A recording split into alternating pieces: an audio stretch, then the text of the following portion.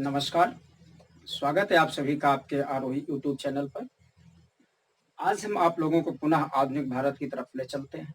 आधुनिक भारत के प्रारंभिक इतिहास में आज हम द्वितीय आंग्ल मराठा युद्ध के संबंध में चर्चा करेंगे, जहां आपने देखा था कि प्रथम आंग्ल मराठा युद्ध पेशवा और अंग्रेजों के बीच हुआ था, या पेशवाओं के फुटमत के चलते हुआ था। वहीं द्वितीय आंग्ल मराठा युद्ध पेशवा के साथ साथ अन्य मराठा सरदार तथा ईस्ट इंडिया कंपनी के बीच लड़ा गया था। हम द्वितीय आंग्ल मराठा युद्ध समझने के पहले यहाँ की भौगोलिक स्थिति को समझ लें, क्योंकि जहां वहां मराठों की तरफ से मुख्य बिंदु माधवराव नारायण थे पेशवाओं में प्रथम आंग्ल मराठा युद्ध में। यहाँ पर कई मराठा सरदार हैं जिनसे अलग अलग मोर्चों पर अलग अलग तरह से युद्ध लड़ा गया और अलग अलग तरह की संधियां की गईं। अर्थात ऐसा माना जाता है कि द्वितीय आंग्ल मराठा युद्ध में मराठा संघ छिन्न भिन्न हो गया। आइए देखते हैं, पहले यहाँ भौगोलिक स्थिति को समझ लें। जैसे आप जानते हैं, पिछले मैप में आप अवलोकन किए होंगे, पूना, ये पूना की भौगोलिक स्थिति है। पूना की भौगोलिक स्थिति का अभिप्राय है यहाँ का प्रमुख पेशवा हुआ करता था। उस समय पेशवा यहाँ बाजीराव द्वितीय था, जो रघुनाथ राव का पुत्र था। ठीक है। इसके बाद एक सत्ता थे यहाँ गायकवाड़, ध्यान रखेंगे, गायकवाड़ थे बड़ौदा के, जो द्वितीय आंग्ल मराठा युद्ध में तटस्थ रहे।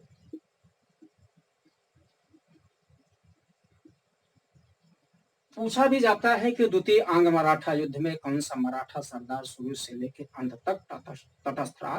5 मराठा सरदार थे, पांचों में किन लोगों ने भूमिका निभाई, किसके साथ कौन सी संधि की गई और कौन इसमें से तटस्थ रहा। इस प्रकार से प्रश्न आपसे बनेंगे। अब ये नागपुर में भोसले राजवंश था।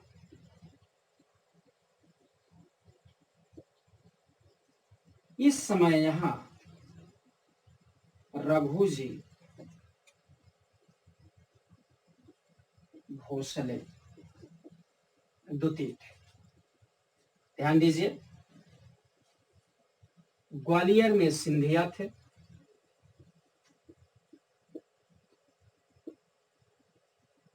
ग्वालियर में सिंधिया थे। इस समय यहाँ दौलत राव सिंधिया,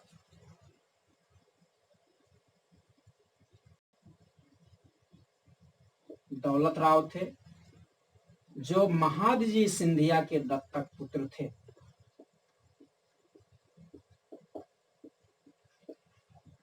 दत्तक पुत्र थे। ठीक है, दौलत राव सिंधिया महादजी सिंधिया के दत्तक पुत्र थे। ठीक है।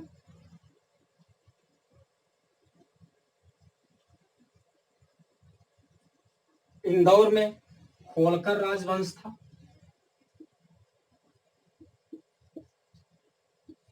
होलकर राजवंश का संस्थापक मल्हार राव थे। इनकी पुत्रवधू अहिल्याबाई थी और इस समय यहाँ पर जसवंत राव होलकर, ठीक है, जसवंत राव होलकर द्वितीय आंग्ल मराठा युद्ध के समय इंदौर के शासक थे। ठीक है।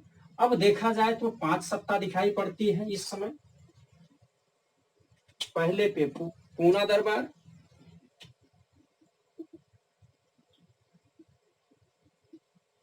दरबार, दूसरे पे सिंधिया, तीसरे पे भोसले, चौथे पे होलकर और पांचवें पे गायकवाड़। इस समय मराठा संघ छिन्न भिन्न हो चुका था, 5 संघ थे। यहां से एक प्रश्न भी आपसे बनता है कूट में कि बड़ौदा के गायकवाड़, इंदौर के होलकर, नागपुर के भोसले, ग्वालियर के सिंधिया और मराठा पेशवा पूना के, इनकी राजधानी पूछा जाता है। और यहां से जो प्रारंभिक परीक्षा में आपका पहला प्रश्न बनेगा वह बनेगा कि द्वितीय आंग्ल मराठा युद्ध के समय ईस्ट इंडिया कंपनी का गवर्नर जनरल कौन था। द्वितीय आंग्ल मराठा युद्ध के समय ईस्ट इंडिया कंपनी का गवर्नर जनरल वेलेस्ली था।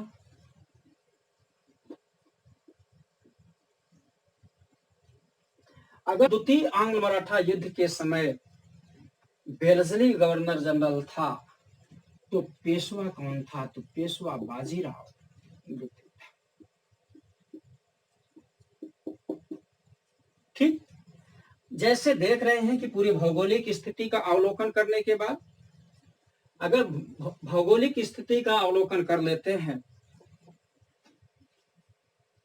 अब आपने देखा कि पूरा मराठा साम्राज्य बिखरा हुआ था। अगर मराठा साम्राज्य बिखरा हुआ था तो जाहिर सी बात है इस बिखरे हुए साम्राज्य पर ईस्ट इंडिया कंपनी को बिखर कर, फैल कर युद्ध करना होगा। अर्थात यह युद्ध, द्वितीय आंग्ल मराठा युद्ध, 2 मोर्चों पर, 2 तरफ से और 3 मोर्चों पर लड़ा गया। 3 मोर्चों पर लड़ा गया। 3 मोर्चों का 2 तरफ का अभिप्राय है उत्तर और दक्षिण। 3 मोर्चों का अभिप्राय है गुजरात, उड़ीसा और बालासोर।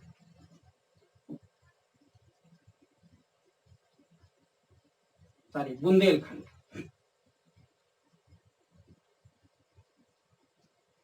इन 3 मोर्चों पर लड़ा गया। उत्तर की तरफ से जहां ईस्ट इंडिया कंपनी के सेना का नेतृत्व जनरल लेक कर रहा था, वहीं दक्षिण की तरफ से लॉर्ड वेलेस्ली के भाई आर्थर वेलेस्ली कर रहे थे। लॉर्ड वेलेस्ली गवर्नर थे और उनके भाई आर्थर वेलेस्ली यहाँ सेना का संचालन कर रहे थे। यहाँ आप लिखेंगे आर्थर वेलेस्ली। ठीक है, 2 मोर्चों पर लड़ा जा रहा था। अब आइए थोड़ी सी हम पूर्व पीठिका समझ लेते हैं। अगर आपने देखा कि 2 मोर्चों पर 5 लोगों के साथ, 4 लोगों के साथ, तो जाहिर सी बात है 4 लोगों के साथ युद्ध किया गया तो 4 संधि भी की गई होगी। और इसमें सबसे महत्वपूर्ण प्रश्न यह है कि द्वितीय आंग्ल मराठा युद्ध के समय कौन कौन सी संधियां किसके साथ की गई। जनरली अगर देख लिया जाए तो हम ऐसे लिखते हैं, एक शब्द विदेश, विदेशा। ठीक है, वी से आप बसीन समझें, दा से देवगांव और सा से सुरजी, अर्जन गांव। ये 3 संधि की गई थी। ध्यान रखिएगा, पूछा जाता है आपसे, प्रारंभिक परीक्षा जीएस में पूछा जाता है इन तीनों संधियों का क्रम और कौन सी संधि किसके साथ की गई। ठीक है, ऐसे रखिएगा। यहाँ आपको दिखाई भी पड़ा कि 4 सरदारों के साथ की गई, 3 सरदारों के साथ की गई। अभी एक सरदार आप बाकी है, वह है होलकर।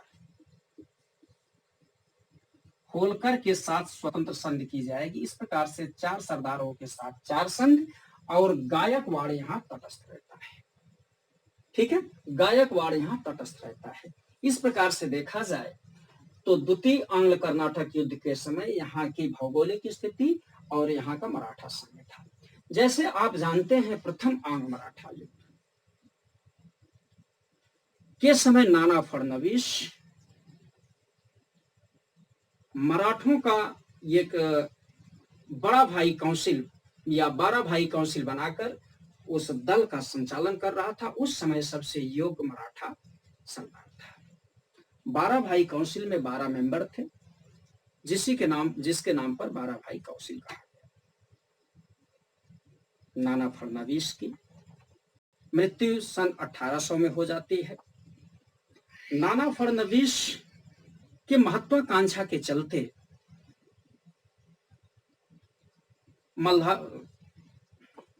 माधवराव नारायण ने 1795 में, ध्यान दें, 1795 में आत्महत्या कर ली।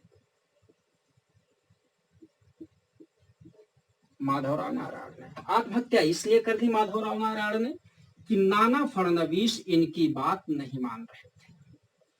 फलता कुंठित होकर इन्होंने आत्महत्या कर ली। और 1795 में एक घटना और घटी। 1795 में अहिल्याबाई होलकर की मृत्यु हो गई। पृष्ठभूमि समझे, अहिल्याबाई होलकर की मृत्यु हो गई। अहिल्याबाई होलकर के बाद इनके सेनापति तुकोजी होलकर, तुकोजी, ठीक है, तुकोजी होलकर गद्दी पर बैठे और 1797 में तुकोजी होलकर की भी मृत्यु हो गई। फलता इनके पुत्र जसवंत राव होलकर राजवंश इंदौर की गद्दी संभाले। दौलत राव सिंधिया की 67 वर्ष की अवस्था में इनकी भी मृत्यु, महादजी सिंधिया इनकी भी मृत्यु हो गई। इनकी मृत्यु के बाद सत्ता इनके दौलत पुत्र जसवंत राव के हाथ में, दौलत राव सिंधिया के हाथ में आई। इस प्रकार से देखा जाए तो पूरा मराठा संघ छिन्न भिन्न हो चुका था। जहां सिंधिया और होलकर के बीच शत्रुता थी, वहीं सिंधिया और पेशवा के बीच मित्रता जैसे समझने की जरूरत है।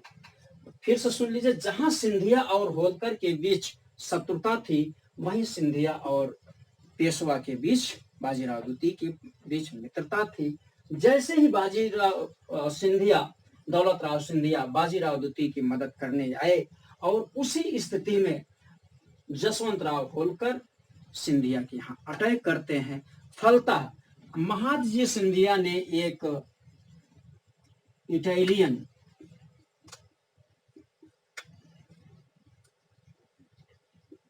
ऑफिसर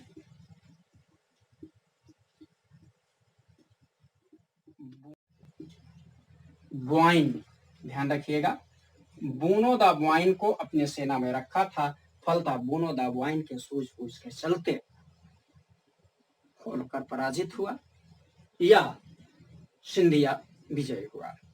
कुल मिला के आप देखें तो इस समय मराठा संघ छिन्न भिन्न हो चुका था। जो सिंधिया ने सालबाई की संधि 1782 में करवाई थी, वह 20 वर्षीय विराम के अतिरिक्त कुछ साबित नहीं हुआ। आइए हम देखते हैं तो कुल कितने मोर्चे पर युद्ध लड़ा गया। प्रथम आंग्ल मराठा युद्ध के बाद द्वितीय आंग्ल मराठा युद्ध की पृष्ठभूमि कैसे बनी, ये सब आपने देखा। अब आइए हम समझें कैसे क्या हो रहा है।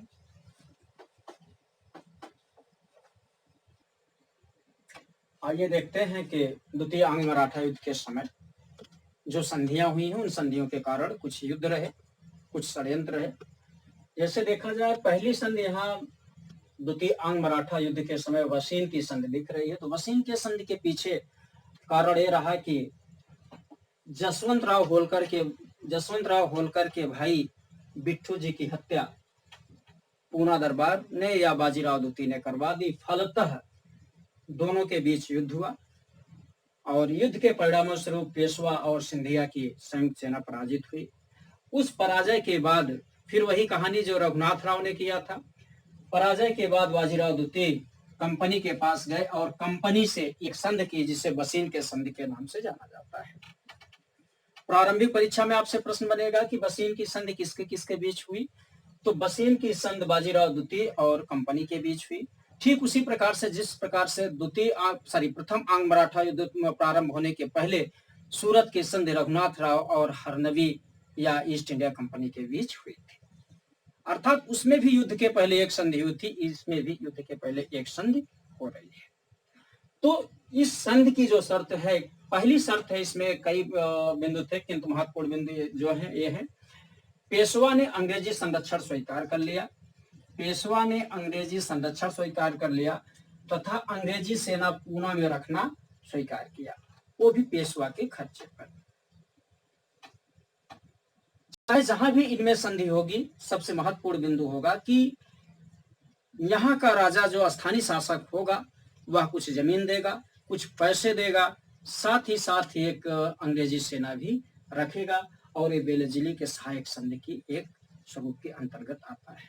ठीक है, अगला बिंदु है, पेशवा ने गुजरात, ताप्ती, नर्मदा और तुंगभद्रा के मध्य का हिस्सा, देखें पेशवा ने गुजरात ये हिस्सा, फिर नर्मदा ताप्ती के मध्य का हिस्सा, तुंगभद्रा नदी का मध्य का हिस्सा 26 लाख रुपए के बदले कंपनी को दे दिए, अर्थात कुछ पैसे लेकर जमीनें दी। ये बिंदु उतना महत्वपूर्ण नहीं है। जो अति महत्वपूर्ण है, पेशवा ने सूरत नगर कंपनी को दे दिया। अभी तक सूरत नगर पूरी तरह से कंपनी के हिस्से में नहीं आया था। जब प्रथम आंग्ल मराठा युद्ध हुआ था, उस युद्ध में सूरत के का एक बहुत बड़ा राजस्व का हिस्सा दिया गया था, और टॉमस रो ने वहां पर कोठी स्थापित करने की बात कराई थी। न तो सूरत नगर उनको प्राप्त था, न सूरत की आय प्राप्त थी, लेकिन अब सूरत नगर कंपनी को प्राप्त हो गया। ठीक है, अगला महत्वपूर्ण बिंदु है, पेशवा ने निजाम से चौथ का अधिकार छोड़ दिया तथा गायकवाड़ के विरुद्ध युद्ध न करने का वचन दिया। निजाम का क्षेत्र यह है, पहले पेशवा निजाम से चौथ वसूलता था और गायकवाड़ से इनकी झड़पें होती थी। तो अब पेशवा ने क्या किया, निजाम के राज्य से या निजाम से अपना चौथ का अधिकार छोड़ दिया तथा गायकवाड़ से युद्ध न करने का वचन दिया। इसके अतिरिक्त जो महत्वपूर्ण बिंदु है, किसी यूरोपीय को जो कंपनी का शत्रु होगा अपने राज दरबार में नहीं रखेगा। इसके अतिरिक्त जो पड़ोस के शासक हैं, ध्यान रखिएगा, जो पड़ोस के स्थानीय शासक हैं, या आप ऐसे कहिए पूना राज दरबार अब किसी से विदेश संबंध स्थापित करने के पहले कंपनी को सूचित करेगा, या विदेश संबंध स्थापित करते समय कंपनी को अपने साथ रखेगा। इस प्रकार से इसके संबंध में एक कथन, बहुत महत्वपूर्ण कथन कहा गया है कि पेशवा ने रक्षा के मूल्य पर, मेंस में प्रश्न बन सकता है, पेशवा ने रक्षा के मूल्य पर स्वतंत्रता का बलिदान कर डाला। पेशवा ने रक्षा के मूल्य पर स्वतंत्रता का बलिदान कर डाला। आपसे पूछा भी जा सकता है कि मेंस में द्वितीय आंग्ल मराठा युद्ध के समय पेशवा ने रक्षा के मूल्य पर स्वतंत्रता का बलिदान कर डाला, तो किस प्रकार से स्वतंत्रता का बलिदान कर डाला, किस प्रकार की रक्षा और किससे रक्षा की बात की गई। देखा जाए तो होलकर से इनकी शत्रुता थी। जसवंतराव होलकर के भाई बिट्ठू जी की उन्होंने हत्या कर दी। फलता जसवंतराव होलकर यहाँ अटैक किए और अमृतराव के पुत्र विनायक राव को पूना की गद्दी पर बैठा दिया। और हृदयसर कोई यहाँ स्थान है, हृदयसर नामक स्थान पर सिंधिया और पेशवा की संयुक्त सेना को पराजित कर दिया। फलता ये अपनी सुरक्षा के लिए कंपनी के पास गए, और सुरक्षा की शर्तों में क्या क्या थी, सुरक्षा की शर्तों में जो सुरक्षा के बिंदु थे, उन बिंदुओं के अतिरिक्त ज्यादातर स्वतंत्रता बाधा से संबंधी या पेशवा की स्वतंत्रता बाधित होती है, वह शर्त थे। इसीलिए कहा भी जा सकता है पेशवा ने सुरक्षा के नाम पर स्वतंत्रता का बलिदान कर डाला। ठीक, अगला बिंदु देखते हैं। अब ये तो पेशवा के साथ संधि हुई, फिर उसके बाद देवगांव की संधि हुई, जो अति महत्वपूर्ण संधि है। देवगांव की संधि रघुजी भोसले, ठीक है, रघुजी भोसले तथा कंपनी के बीच संपर्क हुए। जैसे आपसे बताया गया है, पहले प्रारंभ में भिन्न भिन्न मोर्चों पर कंपनी लड़ती है, जिसमें आपको बताया गुजरात, उड़ीसा, बुंदेलखंड में उत्तर और दक्षिण तरफ से दो तरफ से अटैक हुआ। और जब भिन्न भिन्न क्षेत्रों में अटैक हुआ तो जाहिर सी बात है भिन्न भिन्न क्षेत्रों में युद्ध भी लड़े जाएंगे। वह युद्ध आपके लिए महत्वपूर्ण नहीं है, अदरवाइज उसको बताया जाता, किंतु संधियां महत्वपूर्ण है। अगर भिन्न भिन्न जगहों पर युद्ध लड़े गए तो जाहिर सी बात है, जैसे अन्य कई लोगों के साथ युद्ध लड़े गए तो संधियां भी कई लोगों के साथ होंगी। वो संधि आपसे पूछा जाएगा, जिसको हमने आपको शार्ट में बताया, विदेश, बेसिन, देवगांव, सुरजी, अर्जनगांव। ठीक है, आइए देवगांव की संधि कंपनी तथा रघुजी भोसले के बीच संपन्न हुआ और इसमें कंपनी को क्या प्राप्त हुआ? बालासोर सहित कटक का प्रांत, वर्धा नदी का पश्चिमी हिस्सा कंपनी को मिला। इसके अतिरिक्त नागपुर में ब्रिटिश रेजिडेंट एम एल्फिंस्टन रखा गया। मोस्ट इंपॉर्टेंट है, एल्फिंस्टन कहाँ का रेजिडेंट था? नागपुर में। पूछा जाएगा आगे चल के, कई बार प्रश्न बने हुए हैं। फिर उसके बाद दूसरी संधि होती है इसी में युद्ध के बाद, सुरजी अर्जन गांव की संधि। सुरजी अर्जन गांव की संधि 30 दिसंबर 1803 को। इन तीनों संधियों का डेट आपको जानना जरूरी है, ठीक है। 30 दिसंबर 1803 को दौलत राव सिंधिया तथा कंपनी के बीच संपन्न हुआ। इसमें मिला है क्या कंपनी को? कंपनी को मिला है गंगा यमुना के बीच का क्षेत्र, ध्यान रखिएगा, गंगा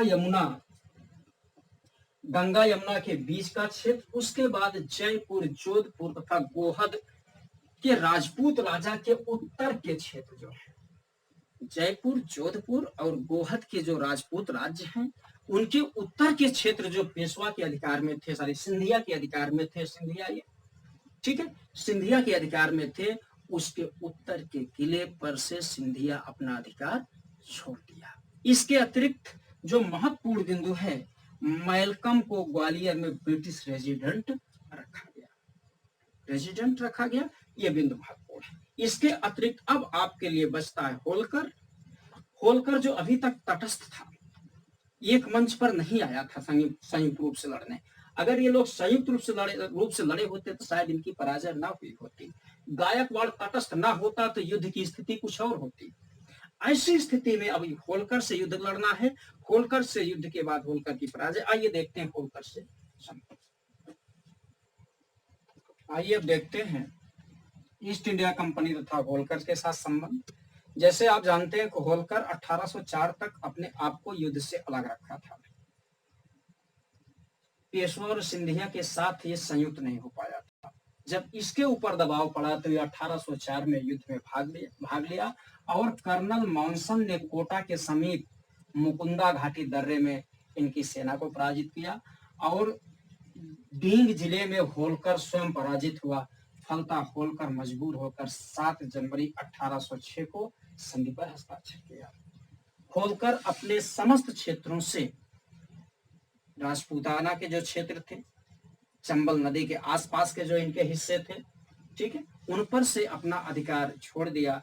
इस प्रकार से देखा जाए अब मराठा संघ छिन्न भिन्न हो गया। और इस या द्वितीय अंग मराठा युद्ध की सबसे बड़ी विशेषता यह है कि इस युद्ध में ईस्ट इंडिया कंपनी ने भिन्न भिन्न मोर्चों पर भिन्न भिन्न मराठा सरारों से युद्ध किया। मराठा सरदार एक नहीं हुए, फलतः मराठा साम्राज्य टूटता नजर आया।